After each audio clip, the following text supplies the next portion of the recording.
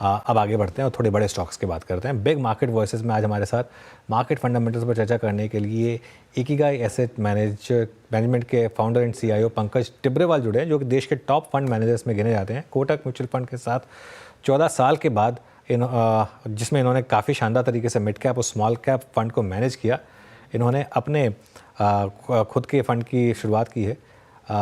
इनकी लीडरशिप में Kotak mutual fund का जो मिड कैप और स्मॉल कैप का AUM था वो कई गुना बढ़ा था। तो उनसे समझते हैं कि इस समय मार्केट में क्या किया जाए। Pankaj ji, good morning. Market में बहुत टाइम के बाद एक थोड़ा डर का माहौल है, हालांकि शायद ज़्यादा कारण ग्लोबल हैं, लेकिन सबसे पहला सवाल मेरा, जो मार्केट में इस समय सबसे बड़ा डर है कि जो एकदम से FII की सेलिंग आई, क्या ये एक लॉजिकल कंक्लूजन है कि जो चाइना ने अनाउंस किया, क्योंकि चाइना की मार्केट सस्ती है तो FIIs यहाँ बेच रहे हैं और चाइना में ले रहे हैं, क्या ये सही होगा? और अगर हाँ, तो इसकी वजह से मार्केट और कितना गिर सकता है? हाँ, अनुज भाई, अगर आप देखें तो काफी टाइम से हम वैल्यूएशन को लेके कंसर्न थे अक्रॉस द मार्केट स्पेस, और हमें लग रहा है कि चाइना या इजराइल एक एक्सक्यूज के फॉर्म में आया जो मार्केट में एक ट्रिगर और कैटलिस्ट था कि ओवर वैल्यूएशन को किस तरह कम किया जाए। और तीन चार चीज हम देख रहे हैं अनुज भाई, जो आने वाले समय में मार्केट्स को डिफाइन करेगी। और हमारा मानना है कि 12 से 18 महीने नेक्स्ट पैसा बनाना थोड़ा डिफिकल्ट रहेगा। और जो बेस्ट फेज था रहा लास्ट 3 साल का, जहां पर आप किसी भी स्टॉक पर हाथ रखो उन्होंने आपको पैसा बनाया, आई थिंक वो क्लियरली डिफिकल्ट होता जा रहा है। अगर हम देखें लास्ट पहली तिमाही में अर्निंग्स ग्रोथ काफी स्लो था, और अगर लास्ट 3 महीने में भी देखें तो काफी सारे जो डेटा फ्रीक्वेंसी आ रहे हैं वो काफी हमें थोड़ा सा डरा रही हैं कि स्लो डाउन इकोनॉमी में स्टार्ट हो गया है। पहला अगर हम डेटा पॉइंट देखें तो गवर्नमेंट एक्सपेंडिचर को आप देखिए। फर्स्ट 5 मंथ्स में जो केपेक्स एक्सपेंडिचर है, जो हम बजट में 11 लाख करोड़ अनुमान किए थे, वो ऑलमोस्ट 20% से डाउन है। उसके कारण कई सेक्टर्स में स्लो डाउन दिख रहा है। अगर हम मेटल की बात करें तो लास्ट 5 दिन 10 दिन को हटा दें तो मेटल में आप देख रहे हैं सबसे जोर गिरावट हुई है। आप सीमेंट की प्राइसेस को देख लीजिए, ऑटोमोबाइल सेल्स को देख लीजिए, सब जगह स्लो डाउन के संकेत दिख रहे हैं।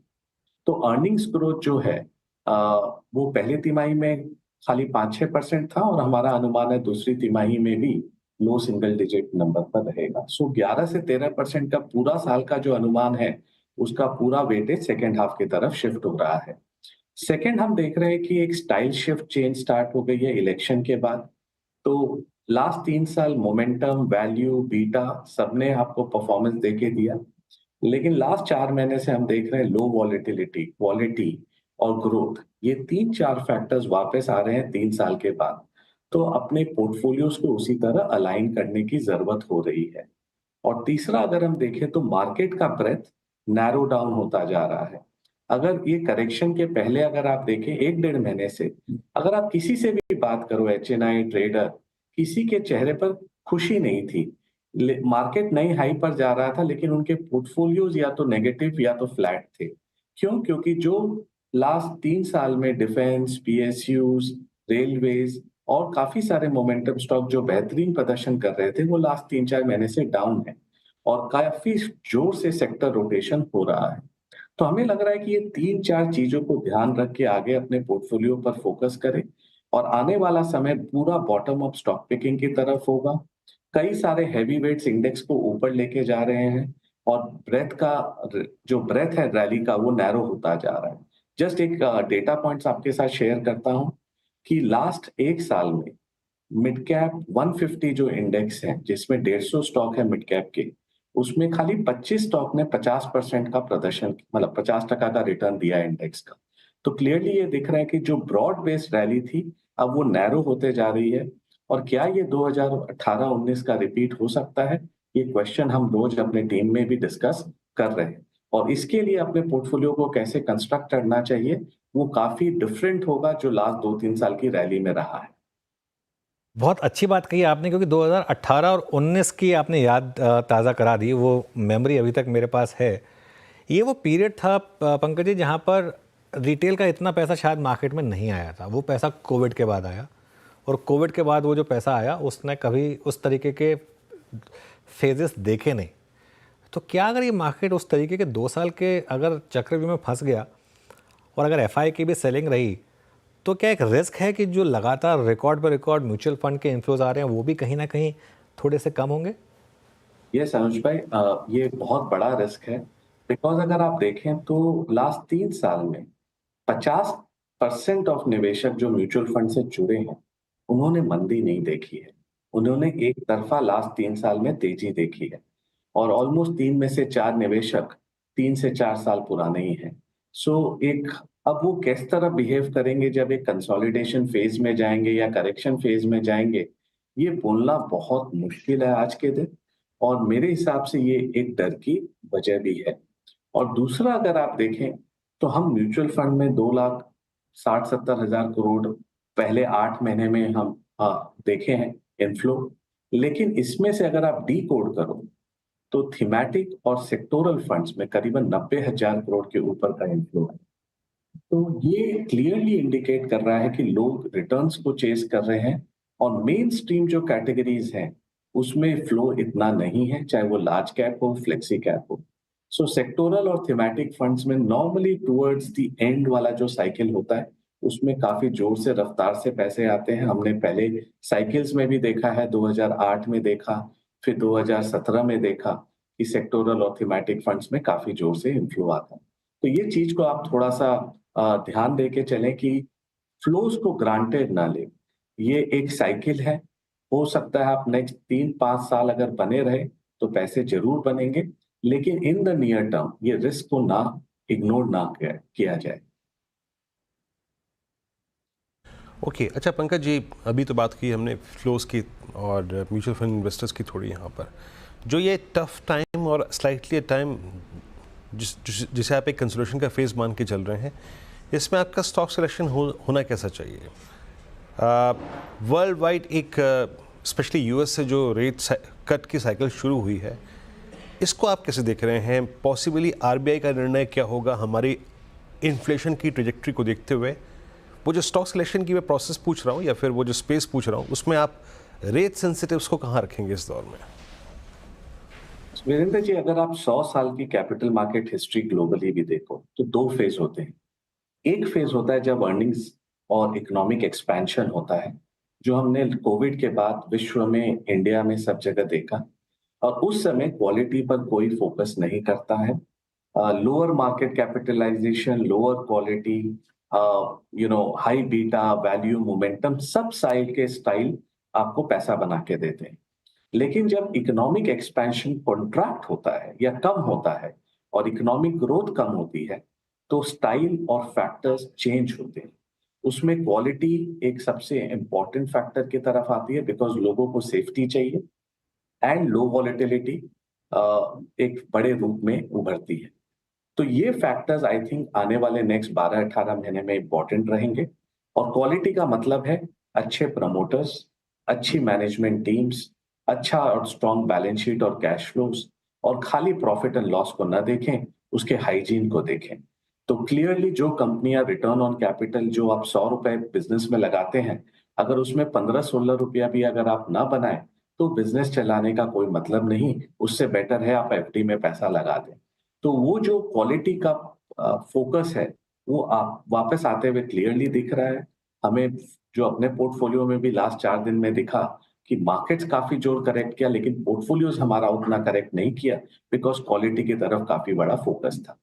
सेकंड, आपके सवाल पर फाइनेंशियल्स, आई थिंक जब भी रेट कट होता है तो मे बी स्टार्टिंग में थोड़ा सा कंफ्यूजन रहता है, बट आने वाले समय में रेट कट के कारण आपकी जो डिपॉजिट कॉस्ट है वो धीरे धीरे रिप्राइस होना नीचे चालू होती है। और जिनके पास फिक्स्ड लोन बुक है वो इतना जल्दी रिप्राइस नहीं होता है। तो आपको कई कई बैंकों में मार्जिन एक्सपेंशन की संभावना दिखने लगेगी। बट आज देश में प्रॉब्लम ये है कि कासा डिपॉजिट काफी कंस्ट्रेंट है, जिसे हम करेंट अकाउंट, सेविंग्स अकाउंट कहते हैं। क्योंकि बाकी क्षेत्रों में, चाहे इक्विटी मार्केट्स हो या कहीं और जगह हो, वहां पैसे काफी जोर से बन रहे थे। तो इस समय थोड़ा सा कासा है, लेकिन जो दूसरे तिमाही के एडवांस नंबर्स आए सारे बैंकों पे, उनमें थोड़ा सा पॉजिटिविटी था इस बार कि कासा रेशियो में बढ़ोतरी हुई है काफी सारे प्राइवेट सेक्टर बैंक्स में। तो ये एक अच्छा स्टेप है और हमें लगता है कि आने वाले समय में बैंक निफ्टी और निफ्टी का जो रेशियो है, अगर आप देखें तो 12 साल के लो पर है। तो धीरे-धीरे यहाँ अच्छे वाले प्राइवेट सेक्टर बैंक्स और कई सिलेक्टिव पीएसयू बैंक्स पर अपना वेटेज बढ़ाना चाहिए, ये हमारी सोच रहेगी। ओके, अच्छा पंकज जी, एक और स्पेस मतलब स्पेशली जिसकी याद मुझे आज आई या फिर पिछले 2-3 दिन से आ रही है, अगर आप लास्ट 2-3 बार की गिरावटों को देखें, जब चुनाव के नतीजों की घोषणा हुई वो 3-4 जून का दिन, उसके बाद बजट का दिन, एकदम से बाजार ने लैच ऑन किया, पकड़ने की कोशिश करी एफएमसीजी को, और हर उस आई थिंक इस 4 महीने के फेज में जब जब डिप आया एफएमसीजी को बाजार ने हाथों हाथ दिया। बट डाबर के क्वार्टरली अपडेट्स को देखने के बाद, मैरिको के क्वार्टरली अपडेट्स को देखने के बाद, या फिर रूरल डिमांड है उसको देखने के बाद, अब यहाँ पे आप इस थोड़े से टर्बुलेंस भरे फेज में एफएमसीजी को, डिफेंसिव्स को कैसे अप्रोच कर रहे हैं? सो वीरेंद्र जी, अगर आप देखें तो डिफेंसिव्स में ये तिमाही तो खाली मत देखिए, बट एक बड़ा पिक्चर देखिए कि 2 डेटा पॉइंट्स है हमारे पास। एक, इस बार monsoon one of the best रहा है और अगर पूरे देश में देखें तो करीबन 8% अबव एवरेज का मॉनसून रहा है, जो हमारे हिसाब से रूरल जो बेल्ट है उसमें कंजम्पशन को स्पर करेगा, जो डाउन था। दूसरा, अगर हम देखें फर्स्ट 5 मंथ्स के गवर्नमेंट की जो आंकड़े आए हैं, उसमें ये क्लियरली दिखता है 20% आपके कैपिटल एक्सपेंडिचर में गिरावट है, लेकिन जो रेवेन्यू एक्सपेंडिचर है उसमें 5% की बढ़ोतरी है। तो इसका मतलब ये है कि कहीं ना कहीं सब्सिडी और जो स्कीम्स थी वो लोग प्रेसिडेंस ले रही हैं कंपेयर टू इंफ्रास्ट्रक्चर स्पेंडिंग। अगर ये रहा तो आने वाले समय में कंजम्पशन को एक बूस्ट भी मिल सकता है और हम पितृपक्ष के बाद अब हम फेस्टिव सीजन में एंटर किए हैं सितंबर एंड अक्टूबर से, और ये एक पॉजिटिव होना चाहिए क्योंकि काफी सारे लोगों से जब हम बात कर रहे हैं कंपनियों से, तो वो इस फेस्टिविटी को काफी उत्साह से अवेट कर रहे हैं और हमारा मानना है कि कंज्यूमर डिस्क्रेशनरी वो एक सेगमेंट है जहां पर हमें फोकस रखना चाहिए। काफी पेनिट्रेशन लेवल्स लो है और हमें लग रहा है कि वहाँ मतलब काफी सारी अच्छी कंपनियां हैं और हमने भी अपने पोर्टफोलियो में काफी कंज्यूमर डिस्क्रिशनरी को वेटेज दिया है क्योंकि हमें लगता है जो वर्स्ट साइकिल थी कंजम्पशन की वो बिहाइंड है और आने वाले समय में जो कंपनियां भी 15 से 25% प्रॉफिट ग्रोथ करेगी वो डार्लिंग्स ऑफ द मार्केट होगी। लेकिन पंकज जी इसमें एक चीज़ है, सॉरी पंकज जी इसमें एक चीज़ है, सॉरी मैं थोड़ा आपको रोक रहा हूँ। हाँ, बोलिए अनुज। ये इन स्टॉक्स ने ऑलरेडी काफ़ी लीड किया है मार्केट को, चाहे आप बजाज ऑटो देख लें, टीवीएस मोटर देख लें, even hero MotoCorp, Mahindra and Mahindra double हो गया है पिछले 1.5 साल में। तो क्या मतलब कितना प्राइस टेन है आपके हिसाब से? अगर 15-20% की ग्रोथ दिखा भी रहे हैं तो क्या ऑलरेडी प्राइस में नहीं है? 12 महीने में M&M डबल हो गया है, टीवीएस ऑलमोस्ट डबल हो गया है। एब्सोल्युटली अनुज जी की ऑब्वियसली कई सारे स्टॉक्स प्राइसिंग भी कर रहे हैं, कई सारी स्टॉक्स वेट भी कर रहे हैं। जैसे ड्यूरेबल्स एक सेगमेंट है जिस पर हम पॉजिटिव हैं। हमें लगता है कि जो वर्स्ट फेज था ड्यूरेबल्स के लिए वो बिहाइंड है और इसके 2 स्मॉल डेटा पॉइंट्स हैं। जो 2 कोरियंस हैं, जो मार्केट से हमें फीडबैक आ रहा है वो काफी अग्रेसिव रहते थे लास्ट 7-8-10 साल से। एक का आईपीओ हम सुन रहे हैं और दूसरे का इंटरनली कुछ ना कुछ प्रॉब्लम चल रहा है, उन्होंने 200 से 250 सेल्स वालों को जाने के लिए बोला है, कहीं कुछ प्रॉब्लम चल रही है, तो उनका अग्रेशन काफी कम हो गया है और इसके कारण जो profit pool consumer durable segment का था, जो one of the lowest point पर था, उसमें हम इंक्रीमेंटल बढ़ोतरी देख रहे हैं। ये एक सेगमेंट है, जब मैं कंज्यूमर डिस्क्रिशनरी की बात कर रहा हूँ तो खाली ऑटोज की नहीं बात कर रहा हूँ, मैं कंज्यूमर ड्यूरेबल्स की बात कर रहा हूँ, मैं वेडिंग अपैरल्स की बात कर रहा हूँ, मैं क्यूएसआर की बात कर रहा हूँ। मुझे लगता है पेंट सेक्टर में भी वर्स्ट इज बिहाइंड। तो ये पूरे सेगमेंट पर आपका फोकस होना चाहिए जहां पर हमें लग रहा है इंक्रीमेंटल चेंज आपके लिए पॉजिटिव है। और अनुज जी, वापस मैं ये बोल रहा हूँ, जो best of the earnings growth phase था, जहां हमने 20, 25, 30% का 5 साल अर्निंग्स ग्रोथ देखा अक्रॉस ब्रॉडर मार्केट, वो नेक्स्ट 12 से 18 महीने नहीं दिखने वाला है। हमारे एस्टिमेट्स के हिसाब से 11 से 13% अगर मार्केट अर्निंग्स ग्रोथ डिलीवर कर दी एग्रीगेट बेसिस पर तो बहुत अच्छा है और जो कंपनियां 20 से 25% अर्निंग्स ग्रोथ डिलीवर करेंगी उन्हें डार्लिंग्स ऑफ द मार्केट कहलाएंगे। उनकी भाव कम नहीं हो, भाव ज्यादा ना बढ़े, लेकिन उनके भाव में गिरावट नहीं आएगी। तो ये जो फेज है ना, इसे अपने को थोड़ा संभल के नेविगेट करना होगा। और बार बार मैं बोल रहा हूँ, ये कंसोलिडेशन फेज जो होता है वो सबसे पेनफुल होता है। इसमें अगर आप वापस वही स्टाइल अपनाएंगे जो लास्ट 2-3 साल वर्क किया, हो सकता है आपका पोर्टफोलियो आने वाले समय में अच्छा ना करे। ये हमारे हमारा व्यू है।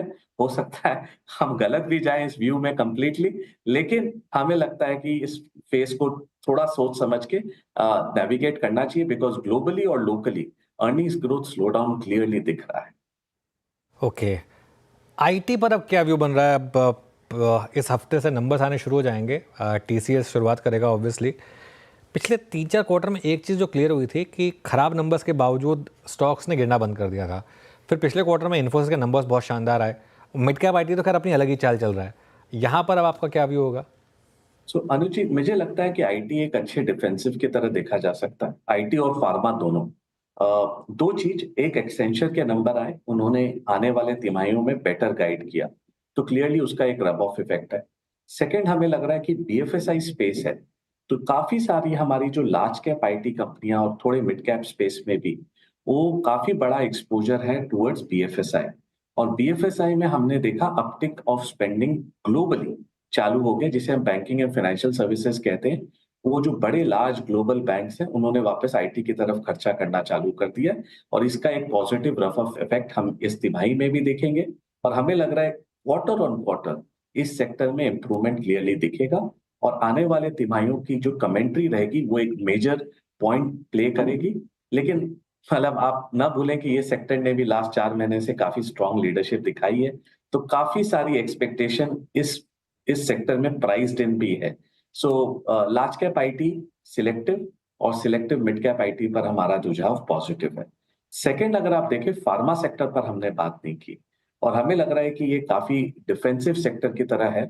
Earnings growth visibility both US और डोमेस्टिक फार्मा कंपनियों की काफी स्ट्रांग है।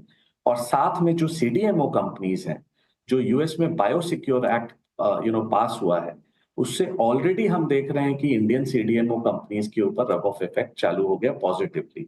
और काफी सारे बड़े जो इनोवेटर्स हैं, बड़े जेनरिक कंपनीज हैं, वो हमारे इंडियन सीडीएमओ प्लेयर से ऑलरेडी नेगोशिएशंस बात करने चालू कर दिए हैं कि आने वाले समय में हम किस तरह उनके साथ इंगेज करें। तो ये एक पॉजिटिव डेवलपमेंट है because of US biosecure act. और हमें लग रहा है फार्मा और आईटी का एक combination should be a strong combination portfolio की तरफ से ऑन अ डिफेंसिव साइड। चलिए पंकज जी, बहुत बहुत शुक्रिया। अच्छा लगा आपसे बात करके एज Thank you. ऑलवेज। और